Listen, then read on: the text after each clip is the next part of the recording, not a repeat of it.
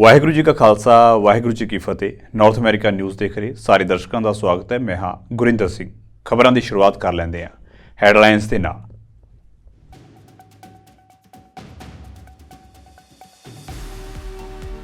America capital ਹਿੰਸਾ ਦੇ 3 ਸਾਲ ਪੂਰੇ ਹੋਣ ਉੱਤੇ ਟਰੰਪ ਨੇ ਰਾਸ਼ਟਰਪਤੀ ਬਾਈਡਨ ਉੱਤੇ ਸਾਧੇ ਤਿੱਖੇ ਨਿਸ਼ਾਨੇ। ਕੈਪੀਟਲ ਹਿੰਸਾ ਕਾਰਨ ਜੇਲ੍ਹ ਦੇ ਵਿੱਚ ਬੰਦ ਲੋਕਾਂ ਨੂੰ ਰਿਹਾ ਕਰਨ ਦੀ ਕੀਤੀ ਮੰਗ।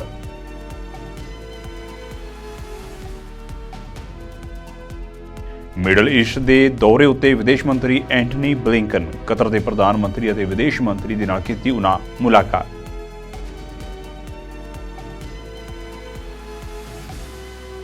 ਅਮਰੀਕਾ ਦੇ ਵਿੱਚ ਬਲੋਚਿਸਤਾਨ ਦੇ ਪ੍ਰਵਾਸੀਆਂ ਨੇ ਪਾਕਿਸਤਾਨ ਦੇ ਵਿਰੁੱਧ ਕੀਤਾ ਰੋਸ ਪ੍ਰਦਰਸ਼ਨ। ਵਾਈਟ ਹਾਊਸ ਦੇ ਬਾਹਰ ਪੋਸਟਰਾਂ ਨਾਲ ਕੀਤੀ ਨਾਅਰੇਬਾਜ਼ੀ।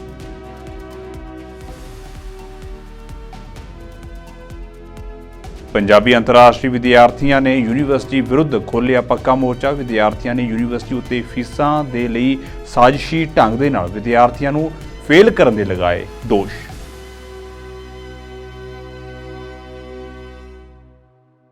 ਤੇ ਹੁਣ ਖਬਰਾਂ ਵਿਸਥਾਰ ਦੇ ਨਾਲ। 6 ਜਨਵਰੀ ਦੇ ਯੂਐਸ ਕੈਪੀਟਲ ਘਟਨਾਕ੍ਰਮ ਦੇ 3 ਸਾਲ ਪੂਰੇ ਹੋਣ ਉੱਤੇ ਉਪ ਰਾਸ਼ਟਰਪਤੀ ਕਮਲਾ ਹੈਰਿਸ ਵੱਲੋਂ ਸੰਬੋਧਨ ਕੀਤਾ ਗਿਆ। ਇਸ ਮੌਕੇ ਹੈਰਿਸ ਨੇ ਕਿਹਾ ਹੈ ਕਿ ਅੱਜ ਤੋਂ 3 ਸਾਲ ਪਹਿਲਾਂ ਯਾਨੀ ਕਿ 6 ਜਨਵਰੀ 2021 ਨੂੰ ਇੱਕ ਭੀੜ ਨੇ ਸੰਯੁਕਤ ਰਾਜ ਕੈਪੀਟਲ ਉੱਤੇ ਹਮਲਾ ਕੀਤਾ ਸੀ। ਉਹਨਾਂ ਨੇ ਇੱਕ ਆਜ਼ਾਦ ਅਤੇ ਨਿਰਪੱਖ ਚੋਣ ਦੇ ਨਤੀਜਿਆਂ ਨੂੰ ਉਲਟਾਉਣ ਅਤੇ ਲੱਖਾਂ ਅਮਰੀਕੀਆਂ ਦੀਆਂ ਵੋਟਾਂ ਨੂੰ ਉਲਟਾਉਣ ਦੀ ਕੋਸ਼ਿਸ਼ ਕਰਨ ਦੇ ਲਈ ਹਿੰਸਾ ਦੀ ਵਰਤੋਂ ਕੀਤੀ। ਉਸ ਦਿਨ ਅਸੀਂ ਹਿੰਸਾ, ਹਫੜਾ ਦਫੜੀ ਅਤੇ ਅਰਾਜਕਤਾ ਦੇਖੀ। ਉਹਨਾਂ ਕਿਹਾ ਹੈ ਕਿ ਹਾਲਾਂਕਿ ਕੁਝ ਅਖੌਤੀ ਨੇਤਾ ਅਜੇ ਵੀ ਕਹਿੰਦੇ ਨੇ ਕਿ ਇਹ ਮਹਾਨ ਦੇਸ਼ ਭਗਤਾਂ ਦੀ ਅਗਵਾਈ ਵਿੱਚ ਇੱਕ ਸ਼ਾਂਤਮਈ ਪ੍ਰਦਰਸ਼ਨ ਸੀ। January 6, 2021, when a mob violently attacked the United States Capitol. They used brutal force and fear to try and overturn the results of a free and fair election. They tried to overrule the votes of millions of Americans. On that day, we saw violence, chaos, and lawlessness. But some so-called leaders still tried to mislead and gaslight by claiming it was a peaceful protest. Can you imagine? Like we weren't watching? These extremist leaders say that the group was led by, quote, great patriots. Let's pay attention. Is that how you define who loves our country? On January 6th, we were reminded that even though, yes, we have come a mighty long way, we still have far to go. And we still have work to do. And I believe that there is a duality to the nature of democracy, to its nature. On the one hand, when a democracy is intact, it is extremely strong in terms of what it does and the strength that it gives its people in the protection and preservation of individual rights, freedoms, and liberty. Incredibly strong. And it is. America ਦੇ ਵਿਦੇਸ਼ ਮੰਤਰੀ Antony Blinken middle East ਦੇ ਦੌਰੇ ਉੱਤੇ ਨੇ। ਪਿਛਲੇ 3 ਮਹੀਨਿਆਂ ਵਿੱਚ ਮਿਡਲ ਈਸਟ ਦਾ ਇਹ ਉਹਨਾਂ ਦਾ ਚੌਥਾ ਦੌਰਾ ਹੈ। ਇਸ ਦੌਰਾਨ ਬਲਿੰਕਨ ਨੇ ਕਤਰ ਦੇ ਪ੍ਰਧਾਨ ਮੰਤਰੀ ਅਤੇ ਵਿਦੇਸ਼ ਮੰਤਰੀ ਮੁਹੰਮਦ ਬਿਨ ਅਬਦੁਲ ਰਹਿਮਾਨ ਦੇ ਨਾਲ ਮੁਲਾਕਾਤ ਤੋਂ ਬਾਅਦ ਇੱਕ ਸਾਂਝੀ ਨਿਊਜ਼ ਕਾਨਫਰੰਸ ਵਿੱਚ ਵੀ ਹਿੱਸਾ ਲਿਆ। ਐਂਟਨੀ ਬਲਿੰਕਨ ਨੇ ਚੇਤਾਵਨੀ ਦਿੱਤੀ ਹੈ ਕਿ ਇਜ਼ਰਾਈਲ ਅਤੇ ਗਾਜ਼ਾ ਦੀ ਜੰਗ ਦੂਜੇ ਦੇਸ਼ਾਂ ਦੇ ਵਿੱਚ ਫੈਲ ਸਕਦੀ ਹੈ ਅਤੇ ਵਿਆਪਕ ਮਿਡਲ ਈਸਟ ਦੇ ਵਿੱਚ ਸੁਰੱਖਿਆ ਨੂੰ ਖਤਰਾ ਪੈਦਾ ਕਰ ਸਕਦੀ ਹੈ। ਬਲਿੰਕਨ ਨੇ ਕਿਹਾ ਹੈ ਕਿ ਇਹ ਖੇਤਰ ਦੇ ਵਿੱਚ ਡੂੰਘੇ ਤਣਾਅ ਦਾ ਪਲ ਹੈ। ਇਹ ਇੱਕ ਅਜਿਹਾ ਟਕਰਾਅ ਹੈ ਜੋ ਖੇਤਰ ਵਿੱਚ ਫੈਲ ਸਕਦਾ ਹੈ, ਜਿਸ ਨਾਲ ਹੋਰ ਵੀ ਜ਼ਿਆਦਾ ਅਸੁਰੱਖਿਆ ਅਤੇ ਹੋਰ ਵੀ ਜ਼ਿਆਦਾ ਦੁੱਖ ਖੜੇ ਹੋ ਸਕਦੇ ਨੇ। In all of my meetings over the last 2 days, we've discussed ongoing efforts to better protect civilians in Gaza and to get more humanitarian assistance to them. and to get the remaining hostages out and home with their loved ones. Qatar was instrumental in the negotiations that led to the simultaneous release of more than 100 hostages, including American citizens, and a pause in the fighting that, during that time, enabled us to double the flow of humanitarian aid to civilians in Gaza. We're deeply grateful, Prime Minister, to you, to the Emir, for your ongoing leadership in this effort, for the tireless work that you undertook and that continues to try to free the remaining hostages. To those still being held hostage, to their loved ones, to their families, I promise you this: the United States will continue to work relentlessly to bring you home, to get you together with your family and loved ones. Now, we've made some measurable progress in increasing the aid getting into Gaza, including through the opening of Kerem Shalom, but it is still insufficient to meet the massive need. And then once in Gaza, the barriers to getting the aid to where it needs to go beyond Rafah remain far too high. Too many Palestinian civilians are suffering from insufficient access to food, to water, to medicine, to other essential supplies. Children, most of all. We continue to raise with Israel the need to do everything possible to facilitate the provision of humanitarian aid to Gaza, and I will do so again when I'm there later this week.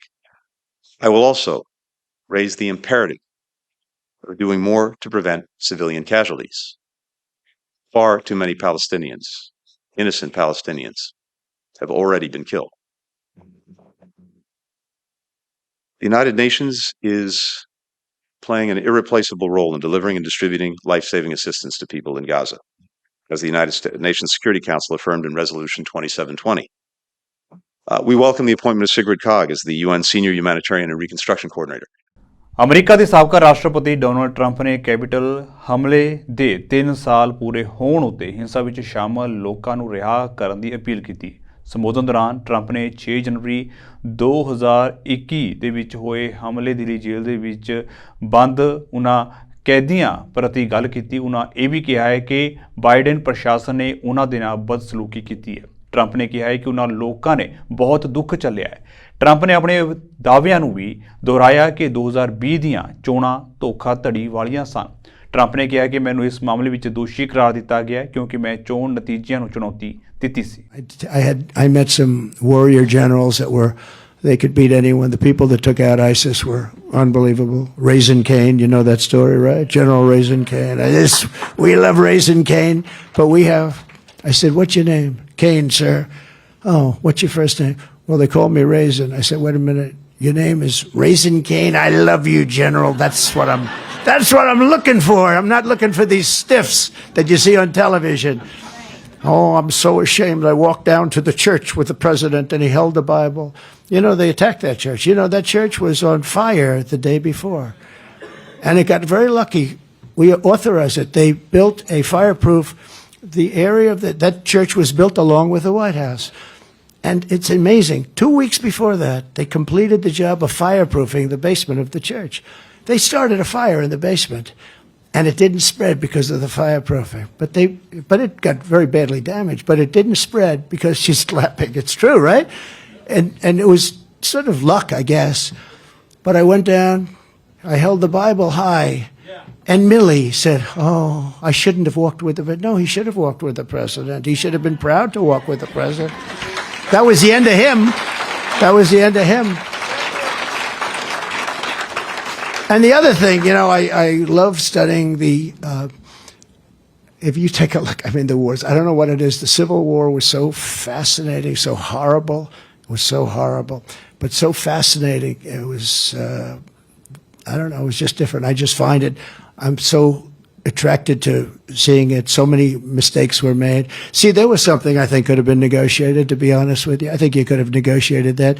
All the people died. So many people died. You know, that was the disaster. If you got hit by a bullet in the leg, you were essentially going to die or lose the leg. That's why you had so many people, no legs, no arms. If you got hit in the arm or the leg, it meant you were up because the infection, gangrene. It was just such a, you know, sort of a horrible time. But I was thinking to myself, because I was reading something, and I said, this is something that could have been negotiated. You know, it was just for all those people to die, and they died viciously. That was a vicious, vicious war. And in many ways, look, there were all this, nothing nice about it, but boy, that was a tough one for our country. Balochistan ਦੇ ਲੋਕਾਂ ਨੇ white house ਦੇ ਬਾਹਰ ਪਾਕਿਸਤਾਨ ਦੇ ਖਿਲਾਫ ਪ੍ਰਦਰਸ਼ਨ ਕੀਤਾ। ਇਹ ਰੋਸ ਪ੍ਰਦਰਸ਼ਨ ਬਲੋਚਿਸਤਾਨ ਉੱਤੇ ਪਿਛਲੇ 75 ਸਾਲਾਂ ਤੋਂ ਹੋ ਰਹੇ ਅਤਿਆਚਾਰਾਂ ਦੇ ਖਿਲਾਫ ਹੈ। ਪ੍ਰਦਰਸ਼ਨਕਾਰੀਆਂ ਨੇ ਕਿਹਾ ਹੈ ਕਿ ਅਸੀਂ ਪਿਛਲੇ 75 ਸਾਲਾਂ ਤੋਂ ਬਲੋਚਿਸਤਾਨ ਉੱਤੇ ਪਾਕਿਸਤਾਨ ਵੱਲੋਂ ਕੀਤੇ ਜਾ ਰਹੇ ਅਤਿਆਚਾਰਾਂ ਦਾ ਵਿਰੋਧ ਕਰ ਰਹੇ ਹਾਂ। ਅਸੀਂ ਇੱਥੇ ਅਗਵਾ ਕੀਤੇ ਗਏ ਅਤੇ ਲਾਪਤਾ ਬਲੋਚ ਪਰਿਵਾਰਾਂ ਦੇ ਸਮਰਥਨ ਵਿੱਚ ਪ੍ਰਦਰਸ਼ਨ ਕਰ ਰਹੇ ਹਾਂ। ਪਾਕਿਸਤਾਨ ਨੇ ਪਿਛਲੇ 75 ਸਾਲਾਂ ਤੋਂ ਬਲੋਚਿਸਤਾਨ ਉੱਤੇ ਜ਼ਬਰਦਸਤੀ ਕਬਜ਼ਾ ਕੀਤਾ ਹੋਇਆ। ਵਾਈਟ ਹਾਊਸ ਦੇ ਬਾਹਰ ਪ੍ਰਦਰਸ਼ਨ ਵਿੱਚ ਮੌਜੂਦ ਨੌਜਵਾਨ ਬਲੋਚ ਪ੍ਰਦਰਸ਼ਨਕਾਰੀ ਸਮੀ ਬਲੋਚ ਨੇ ਕਿਹਾ ਹੈ ਕਿ ਬਲੋਚ ਲੋਕਾਂ ਨਾਲ ਜੋ ਵੀ ਹੋਇਆ ਉਹ ਅਤਿਆਚਾਰ ਹੈ ਅਤੇ ਮਨੁੱਖੀ ਅਧਿਕਾਰਾਂ ਦੀ ਉਲੰਘਣਾ ਹੈ। I'm here today because there's a Baloch genocide happening, and it's been happening since partition. And Pakistan annexed Balochistan in 1947, and we're here today because many Baloch people have been murdered, and they have been genocided and kidnapped by the Pakistani army and military.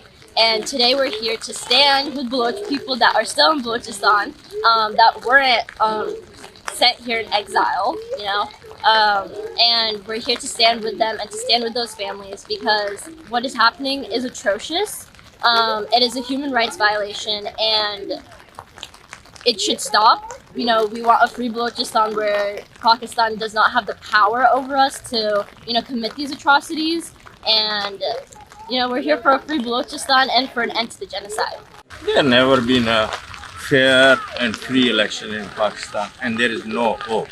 It has never been a hope for Balochs. It will never be a hopeful exercise in Balochistan. It has never been. So there is no hope, and it is already being rigged. It is unconstitutional. Constitution says 90 days. Election should be held in 90 days. It is far past 90 days. So whatever is happening, it is unconstitutional and undemocratic. And for Balochistan, there is nothing into them. They just re-elect or designate their nominees as they did before. Pakistan had never ever any fair election in the history. Only one time election fair happened, and then Bangladesh got the independence. If tomorrow fair election happened, I can say very clearly the Balochistan and Sindh will get the independence. This is the situation, and if you can see the other side of the situation, Pakistan is using the different weapons, nuclear weapons, CPEC weapons, and other weapons is made by human beings, by men, is called info disappearances. So they are using that kind of the weapons to deprive the Sindhi people and Baloch people. So we don't have any hope from the elections. I would say that the only way is referendum under by the United Nations. Then people can decide. America ਦੇ California ਦੇ ਵਿੱਚ ਇੱਕ ਤੋਂ ਬਾਅਦ ਇੱਕ 35 ਗੱਡੀਆਂ ਦੀ ਆਪਸ ਦੇ ਵਿੱਚ ਟੱਕਰ ਹੋਈ। ਇਸ ਹਾਦਸੇ ਵਿੱਚ 2 ਲੋਕਾਂ ਦੀ ਮੌਤ ਹੋਈ ਅਤੇ 9 ਹੋਰ ਜ਼ਖਮੀ ਨੇ। ਇਸ ਦੌਰਾਨ ਕੇਰਨ ਕਾਉਂਟੀ ਦੇ ਵਿੱਚ ਦੱਖਣ ਵੱਲ ਜਾਣ ਵਾਲਾ ਅੰਤਰਰਾਜੀ ਮਾਰਗ 24 ਘੰਟਿਆਂ ਤੋਂ ਵੱਧ ਸਮੇਂ ਲਈ ਬੰਦ ਕਰ ਦਿੱਤਾ ਗਿਆ। ਲਾਸ ਏਂਜਲਸ ਤੋਂ ਲਗਭਗ 170 ਕਿਲੋਮੀਟਰ ਉੱਤਰ ਵਿੱਚ ਬੇਕਰਸਫੀਲਡ ਕੋਲ ਦੱਖਣ ਦੇ ਵੱਲ ਹੋਈ ਟੱਕਰ ਦੇ ਲਈ ਐਮਰਜੈਂਸੀ ਟੀਮ ਨੂੰ ਬੁਲਾਇਆ ਗਿਆ ਅਤੇ ਫਿਰ ਐਲਾਨ ਕੀਤਾ ਗਿਆ ਕਿ ਹਫੜਾ ਦਫੜੀ ਵਾਲੇ ਹਾਲਾਤਾਂ ਵਿੱਚ 2 ਲੋਕਾਂ ਦੀ ਮੌਤ ਹੋਈ ਹੈ। ਹਾਦਸੇ ਵਿੱਚ 35 ਗੱਡੀਆਂ ਸ਼ਾਮਲ ਸਨ, ਜਿਨ੍ਹਾਂ ਵਿੱਚ 17 ਯਾਤਰੀ ਗੱਡੀਆਂ ਅਤੇ 18 ਵੱਡੀਆਂ ਗੱਡੀਆਂ ਸ਼ਾਮਲ ਸਨ। ਕੈਲੀਫੋਰਨੀਆ ਟਰਾਂਸਪੋਰਟ ਵਿਭਾਗ ਨੇ ਕਿਹਾ ਹੈ ਕਿ ਇਹ ਹਾਦਸਾ ਧੁੰਦ ਕਾਰਨ ਵਾਪਰਿਆ ਅਤੇ ਵਿਜ਼ਿਬਿਲਿਟੀ ਲਗਭਗ 3 ਮੀਟਰ ਤੱਕ ਘਟ ਗਈ ਸੀ। ਹਾਦਸੇ ਵਿੱਚ ਸ਼ਾਮਲ ਡਰਾਈਵਰ ਨੇ ਦੱਸਿਆ ਹੈ ਕਿ ਉਹ ਆਪਣੇ GPS ਉੱਤੇ ਹਾਦਸੇ ਦੀ ਸੂਚਨਾ ਮਿਲਣ ਤੋਂ ਬਾਅਦ ਰੁਕ ਗਏ। 2 ਮਿੰਟ ਬਾਅਦ ਉਸ ਦੇ ਪਿੱਛੇ ਆ ਰਹੀ ਕਾਰ ਉਸ ਨਾਲ ਟਕਰਾ ਗਈ ਅਤੇ ਉਦੋਂ ਹੀ ਸਭ ਕੁਝ ਤੇਜ਼ੀ ਨਾਲ ਵਾਪਰ ਗਿਆ। ਪੰਜਾਬ ਦੇ ਵੱਖ-ਵੱਖ ਜ਼ਿਲ੍ਹਿਆਂ ਦੇ ਨਾਲ ਸੰਬੰਧਿਤ ਵਿਦਿਆਰਥੀਆਂ ਦੇ ਵੱਲੋਂ ਮਾਈਨਸ ਤਾਪਮਾਨ ਦੇ ਬਾਵਜੂਦ ਕੈਨੇਡਾ ਦੇ ਸ਼ਹਿਰ ਬਰੈਂਪਟਨ ਦੇ ਵਿੱਚ ਅਲਗੋਮਾ ਯੂਨੀਵਰਸਿਟੀ ਖਿਲਾਫ ਪ੍ਰਦਰਸ਼ਨ ਕੀਤਾ ਜਾ ਰਿਹਾ ਹੈ। ਇਹਨਾਂ ਵਿਦਿਆਰਥੀਆਂ ਨੇ ਯੂਨੀਵਰਸਿਟੀ ਕੈਂਪਸ ਦੇ ਵਿੱਚ ਟੈਂਟ ਲਗਾ ਕੇ ਦਿਨ ਰਾਤ ਦਾ ਮੋਰਚਾ ਸ਼ੁਰੂ ਕਰਕੇ ਇਨਸਾਫ ਦੀ ਮੰਗ ਕੀਤੀ। ਮੌਂਟਰੀਅਲ ਯੂਥ ਸਟੂਡੈਂਟਸ ਆਰਗੇਨਾਈਜੇਸ਼ਨ ਨੇ ਯੂਨੀਵਰਸਿਟੀ ਉੱਤੇ IT ਗ੍ਰੈਜੂਏਸ਼ਨ ਕੋਰਸ ਦੇ 100 ਦੇ ਕਰੀਬ ਵਿਦਿਆਰਥੀਆਂ ਨੂੰ ਬੇਵਜ੍ਹਾ ਫੇਲ ਕਰਨ ਦਾ ਦੋਸ਼ ਲਾਉਂਦਿਆਂ ਸੰਘਰਸ਼ ਦੀ ਹਮਾਇਤ ਕੀਤੀ। ਇਸ ਜਥੇਬੰਦੀ ਨੇ ਵੀ ਯੂਨੀਵਰਸਿਟੀ ਉੱਤੇ ਵਾਧੂ ਫੀਸਾਂ ਵਸੂਲਣ ਦਾ ਦੋਸ਼ ਲਾਇਆ। ਵਿਦਿਆਰਥੀਆਂ ਦਾ ਕਹਿਣਾ ਹੈ ਕਿ IT ਦੇ ਗ੍ਰੈਜੂਏਸ਼ਨ ਕੋਰਸ ਵਿੱਚ ਕੁੱਲ 10 ਵਿਸ਼ੇ ਹਨ। ਇਨ੍ਹਾਂ ਵਿੱਚੋਂ 9 ਵਿਸ਼ਿਆਂ ਵਿੱਚ ਵਿਦਿਆਰਥੀ ਚੰਗੇ ਨੰਬਰ ਲੈ ਕੇ ਪਾਸ ਹੋਏ ਨੇ, ਪਰ ਇੱਕ ਪੇਪਰ ਵਿੱਚੋਂ ਸਾਜ਼ਿਸ਼ੀ ਢੰਗ ਦੇ ਨਾਲ ਵੱਡੀ ਗਿਣਤੀ ਵਿਦਿਆਰਥੀਆਂ ਨੂੰ ਫੇਲ ਕੀਤਾ ਗਿਆ। ਉਹਨਾਂ ਨੇ ਮੰਗ ਕੀਤੀ ਹੈ ਕਿ ਫੇਲ ਵਿਸ਼ੇ ਦਾ ਸਾਲਾਨਾ ਗ੍ਰੇਡਿੰਗ ਮਾਪਦੰਡ ਤਬਦੀਲ ਕਰਕੇ ਉਸ ਅਨੁਸਾਰ ਪੇਪਰ ਦੁਬਾਰਾ ਚੈੱਕ ਕੀਤੇ ਜਾਣ। ਵਿਦਿਆਰਥੀਆਂ ਦੇ ਭਵਿੱਖ ਦੇ ਨਾਲ ਖਿਲਵਾੜ ਕਰਨ ਵਾਲੇ ਪ੍ਰੋਫੈਸਰ ਨੂੰ ਨੌਕਰੀ ਤੋਂ ਬਰਖਾਸਤ ਕੀਤਾ ਜਾਵੇ। ਇਹਦਾ ਮਤਲਬ ਇਹ ਹੈ ਸਰ, ਜਦੋਂ ਅਸੀਂ ਆਪਦੇ ਇੱਕ ਸੈਮ ਕੰਪਲੀਟ ਕਰ ਲਿਆ, ਸੈਕਿੰਡ ਸੈਮ ਦੇ ਵਿੱਚ ਸਾਨੂੰ ਇੱਕ ਸਬਜੈਕਟ ਦੇ ਵਿੱਚ ਇਹਨਾਂ ਨੇ ਬੈਕ ਦੇਤੀ। ਅਸੀਂ ਪਹਿਲੇ ਵਾਰੀ ਸੋਚਿਆ ਚਲੋ ਕੋਈ ਗੱਲ ਨਹੀਂ, ਸਾਡੀ ਗਲਤੀ ਹੋ ਸਕਦੀ ਹੈ, ਜਦੋਂ ਸਾਰੇ ਸਬਜੈਕਟ ਅਸੀਂ ਪਾਸ ਹੈ ਤੇ ਇੱਕ ਸਬਜੈਕਟ 'ਚ ਹੋ ਸਕਦਾ ਅਸੀਂ ਫੇਲ ਹੋ ਗਏ, ਕੋਈ ਗੱਲ ਨਹੀਂ। ਅਸੀਂ ਦੁਬਾਰਾ ਅਟੈਂਪਟ ਕੀਤਾ। 4 ਮਹੀਨੇ ਸਾਡੇ ਕੋਲ ਕੰਮ ਵੀ ਹੈ ਨਹੀਂ ਸੀਗਾ, ਸਾਡੇ ਕੋਲ ਇੱਕ ਹੀ ਸਬਜੈਕਟ ਸੀਗਾ ਸਟੱਡੀ ਕਰਨ ਵਾਸਤੇ। ਅਸੀਂ ਪੂਰੀ ਸਟੱਡੀ ਕਰਕੇ ਸਾਰੀਆਂ ਅਸਾਈਨਮੈਂਟ ਕੰਪਲੀਟ ਕਰਕੇ ਕੁਇਜ਼ਸ ਸਾਰੇ ਦੇ ਕੇ ਤੇ ਅਸੀਂ ਉਹਨਾਂ ਨੂੰ ਸਬਮਿਟ ਕਰਵਾਤਾ, ਪਰ ਇਹਨਾਂ ਨੇ ਫਿਰ ਸਾਨੂੰ ਫੇਲ ਕਰਤਾ।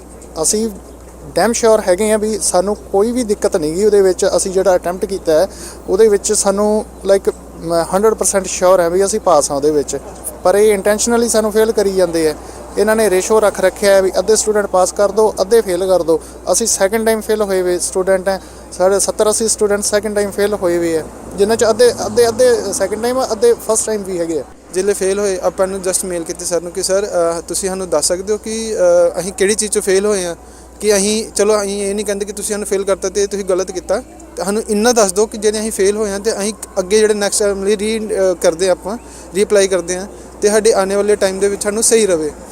ਤਾਂ ਉਹ ਕਹਿੰਦਾ ਕਿ ਮੇਰੇ ਕੋਲ ਕੋਈ ਨਹੀਂ ਹੈ। ਉਹਨੇ ਪਹਿਲਾਂ ਰਿਪਲਾਈ ਨਹੀਂ ਕੀਤਾ, 3-4 ਮੇਲਾਂ ਕੀਤੇ, ਉਹਨੇ ਰਿਪਲਾਈ ਨਹੀਂ ਕੀਤਾ। ਬਾਅਦ 'ਚੋਂ ਮੇਲ ਕਰਕੇ ਕਹਿੰਦਾ ਕਿ ਮੇਰੇ ਕੋਲ ਕੋਈ ਰੀਜ਼ਨ ਨਹੀਂ ਹੈ ਅਤੇ ਬਸ ਤੁਸੀਂ ਅਵਾਰਡਿਡ ਹੋ 0 ਅਤੇ ਮੈਂ ਤੁਹਾਨੂੰ 0 ਦੇਤਾ, ਦੈਟਸ ਇਟ। ਕਹਿੰਦਾ ਮੈਨੂੰ ਹੁਣ ਮੇਲ ਨਹੀਂ ਕਰਨੀ। ਉਹਨੇ ਕੋਈ ਹਰ ਇੱਕ ਸਟੂਡੈਂਟ ਨੂੰ, ਸਿਰਫ ਮੈਨੂੰ ਨਹੀਂ, ਹਰ ਇੱਕ ਸਟੂਡੈਂਟ ਨੂੰ ਉਹਨੇ ਪੁਰਾਣੇ ਸਾਲ ਕਿਸੇ ਬੱਚੇ ਨੇ, ਇੱਕ ਜੋਤ ਕਰਕੇ ਬੱਚਾ, ਉਹਨੇ ਮੇਲ ਕੀਤੀ ਸੀਗੀ ਕਿ ਮੈਂ ਮੈਂਟਲੀ ਇੱਦਾਂ ਹੈਗਾ, ਮਤਲਬ ਕਿ ਉਹਨੇ ਕੀਤਾ ਅਤੇ ਕਹਿੰਦਾ ਕਿ ਮੈਂ ਉਹਨੂੰ ਕਾਫੀ ਬੱਚਿਆਂ ਨੂੰ ਬਲੌਕ ਕਰ ਚੁੱਕਿਆ ਅਤੇ ਮੈਨੂੰ ਤੁਹਾਨੂੰ ਸਾਰਿਆਂ ਨੂੰ ਮੈਂ ਬਲੌਕ ਕਰ ਦੂੰਗਾ ਜੇ ਤੁਸੀਂ ਮੈਨੂੰ ਬਾਰ-ਬਾਰ ਮੇਲ ਕਰੋਗੇ ਤਾਂ। So it's our orientation day today, and like it's very bad to see children like this. Like we are not expecting this on our orientation day. I mean, we can see our future. Like we will be also standing like that. Like, and what is the future? Nothing. Like at least we don't expect these kind of things. Like it is a free country. This is Canada. I mean, we don't expect these kind of things after coming and paying such a filthy amount, and like we are standing over here like when we see students like this struggling a lot.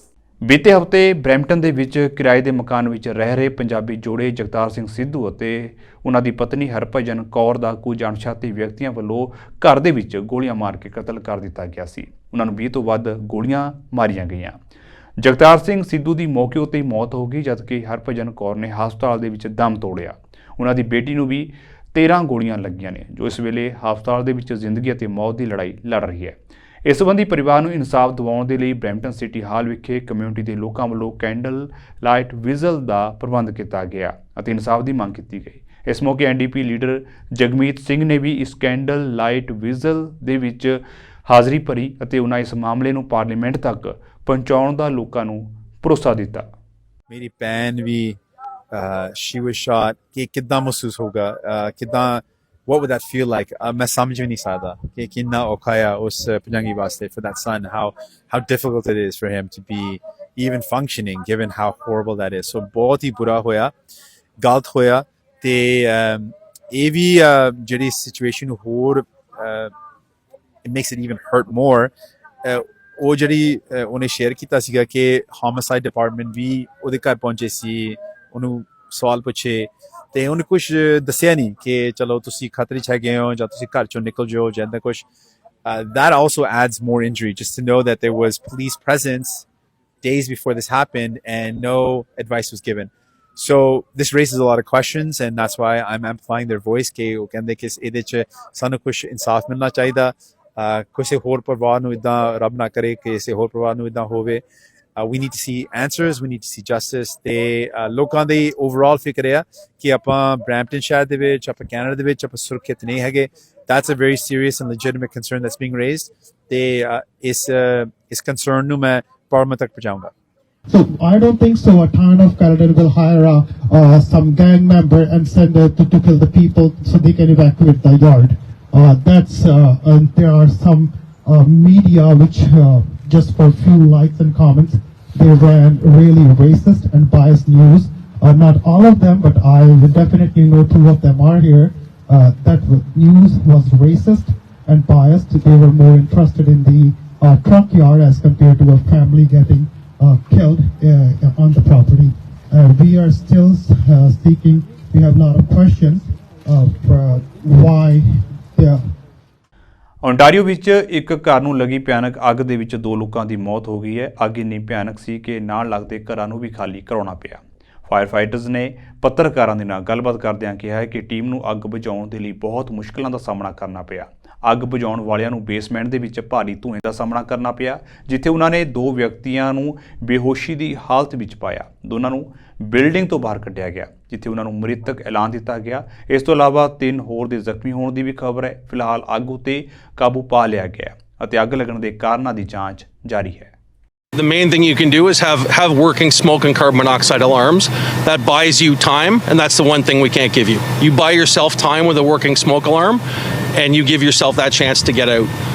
Any other fire safety message on top of that is just good common sense, not leaving a pan unattended, responsible use of extension cords and heating appliances, not leaving the home where appliances are running, general fire safety tips like that. But in the winter, making sure space heaters are used responsibly and that your outdoor vents are cleared of snow and that you're not going to get carbon monoxide built up in your home.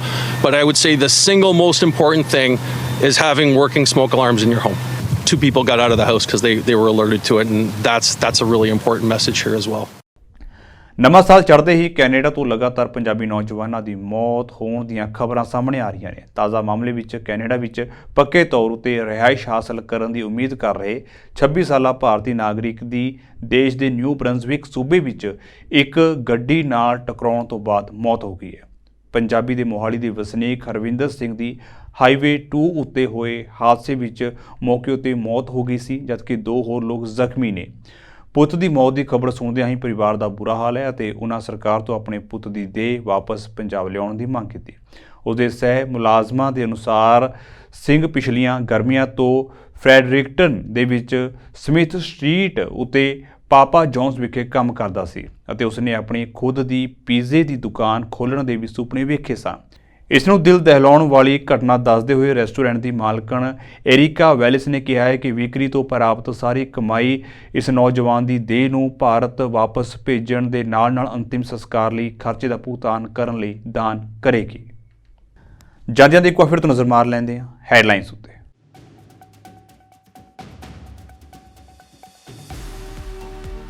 America capital ਹਿੰਸਾ ਦੇ 3 ਸਾਲ ਪੂਰੇ ਹੋਣ ਉੱਤੇ Trump ਨੇ ਰਾਸ਼ਟਰਪਤੀ Biden ਉੱਤੇ ਸਾਧੇ ਤਿੱਖੇ ਨਿਸ਼ਾਨੇ। ਕੈਪੀਟਲ ਹਿੰਸਾ ਕਾਰਨ ਜੇਲ੍ਹ ਦੇ ਵਿੱਚ ਬੰਦ ਲੋਕਾਂ ਨੂੰ ਰਿਹਾ ਕਰਨ ਦੀ ਕੀਤੀ ਮੰਗ।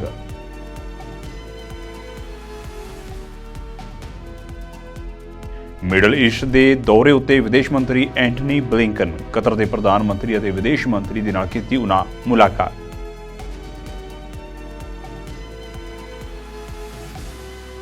ਅਮਰੀਕਾ ਦੇ ਵਿੱਚ ਬਲੋਚਿਸਤਾਨ ਦੇ ਪ੍ਰਵਾਸੀਆਂ ਨੇ ਪਾਕਿਸਤਾਨ ਦੇ ਵਿਰੁੱਧ ਕੀਤਾ ਰੋਸ ਪ੍ਰਦਰਸ਼ਨ। ਵਾਈਟ ਹਾਊਸ ਦੇ ਬਾਹਰ ਪੋਸਟਰਾਂ ਨਾਲ ਕੀਤੀ ਨਾਅਰੇਬਾਜ਼ੀ।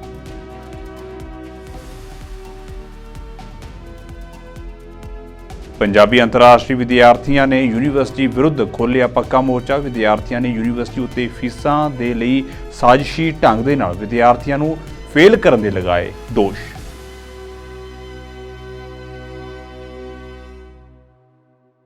ਸੋ ਫਿਲਹਾਲ ਦੇ ਲਈ ਨਾਰਥ ਅਮਰੀਕਾ ਨਿਊਜ਼ ਦੇ ਵਿੱਚ ਇੰਨਾ ਹੀ। ਤੇ ਮੈਨੂੰ ਇਜਾਜ਼ਤ ਦਿਓ। ਵਾਹਿਗੁਰੂ ਜੀ ਕਾ ਖਾਲਸਾ, ਵਾਹਿਗੁਰੂ ਜੀ ਕੀ ਫਤਿਹ।